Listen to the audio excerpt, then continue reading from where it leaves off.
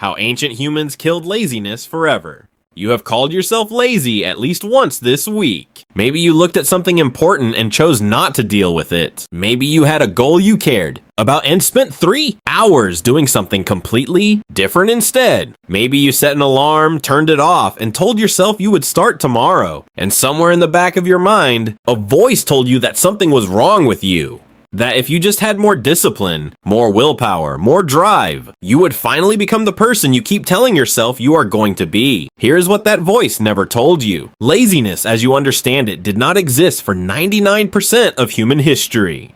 Not because ancient humans were superhuman, not because they were tougher or more disciplined than you, but because the specific neurological trap that makes you avoid effort even when you know you should move. Oh, that trap is entirely modern. It was built by the world around you, and your ancestors already figured out how to live without it. Laziness is not a character flaw. It is not a personality trait you were born with. Laziness is a neurological response. It is your brain running a cost-benefit calculation, comparing the energy required to do something against the perceived reward of doing it and deciding the math does not add up. Your brain does this automatically, constantly, without asking your permission. And for most of human history, it was one of the most important calculations a human being could make. Anthropologist Hermann Ponzer at Duke University spent years studying the energy budgets of the Hadza, people of Tanzania, one of the last groups on Earth living a lifestyle close to what your ancestors lived for, hundreds of thousands of years. And what he found completely demolished the assumption that ancient humans were constantly active, constantly grinding, constantly working. The Hadza rest a lot. On any given day, Hadza adults spend an average of 10 hours resting hours sitting, lying down, socializing, doing what modern productivity culture would call absolutely nothing. They are not lazy. They are doing exactly what their bodies and brains are designed to do,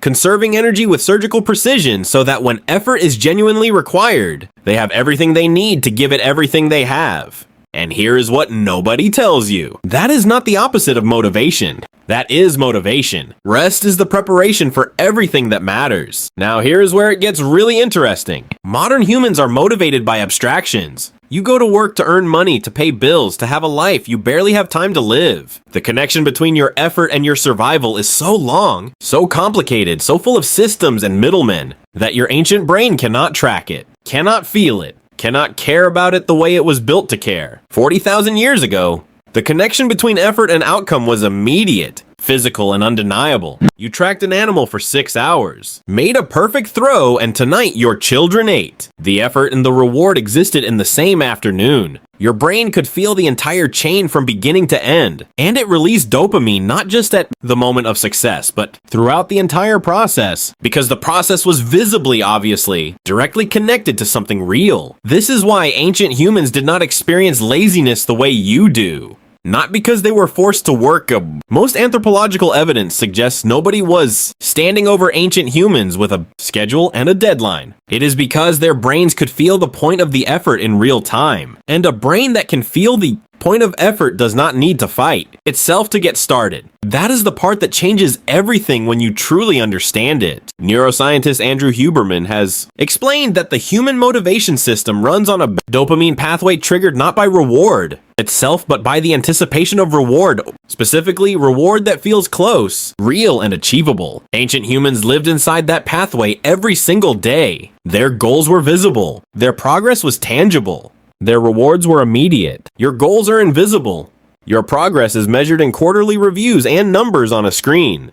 And your ancient brain, running the exact same motivation software it ran 40,000 years ago, looks at all of that and struggles to generate the signal that says, oh, this effort is worth starting. That is not laziness. That is a mismatch between an ancient system and a modern world. And it gets deeper than that. Ancient humans almost never did hard things alone. Everything was social. Everything was embedded in relationships, shared experience, and communal meaning.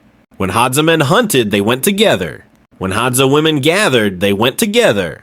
The work was not separate from the social experience, or the social experience was the work environment. They talked, they laughed, they shared knowledge, they told stories while their hands moved through tasks they had done hundreds of times before. Psychologist Mahali Csikszentmihalyi spent decades studying what he called flow states, or the condition where a person is so deeply engaged in a task that time disappears, and effort becomes effortless. His research found that flow is most reliably triggered when the task is slightly challenging, the feedback is immediate, and the person feels autonomous choice about doing it. Ancient humans were living inside all three of those conditions simultaneously, every single day without ever reading a productivity book. But here is the thing that will genuinely change how you think about your own body. Ancient humans did not sit still and try to force their brain to generate motivation through willpower. They used their body to generate motivation for their brain. Before a hunt, the Hadza sing. Before difficult work, many ancient cultures perform rhythmic physical movement, a form of deliberate nervous system activation that physically shifts the brain from a resting state into an action-ready state without using willpower at all. Neuroscience has confirmed exactly why this works.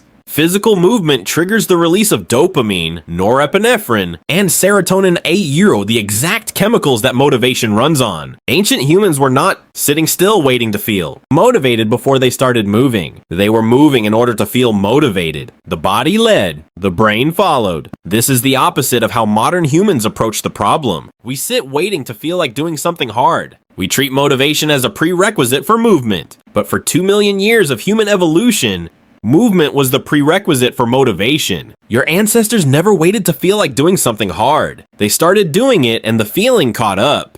Now here is the part that explains everything about why you feel so exhausted despite doing so much. Modern humans do not actually do less than ancient humans. Most people have more tasks, more responsibilities, more demands on their attention than any human being in history. And yet they feel lazier, more unmotivated, more resistant to effort than almost any population researchers have ever studied. Because there is a critical difference between effort your brain registers as real and effort it registers as noise. Ancient humans moved matter. They changed things you could touch.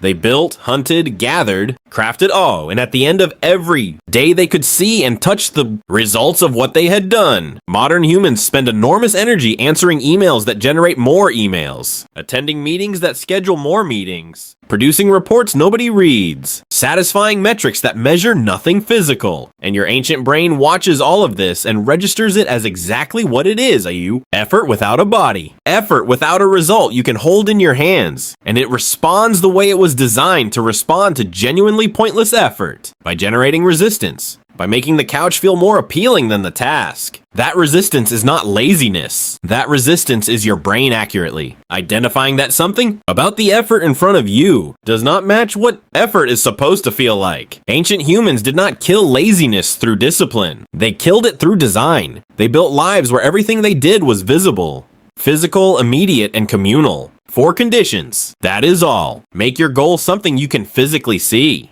Move your body before you try to force your brain. Break everything into something that produces a visible result today, not next month. And find another human being to do hard things near or not to help you, just to be present. Your brain is a social organ. It activates differently around other people. The same task that feels impossible alone becomes manageable the moment another human being is in the room. You were not born lazy. You were born into a world that accidentally built every single condition that makes a human brain resist effort. The hunt is still in you. You just forgot what the prey looks like.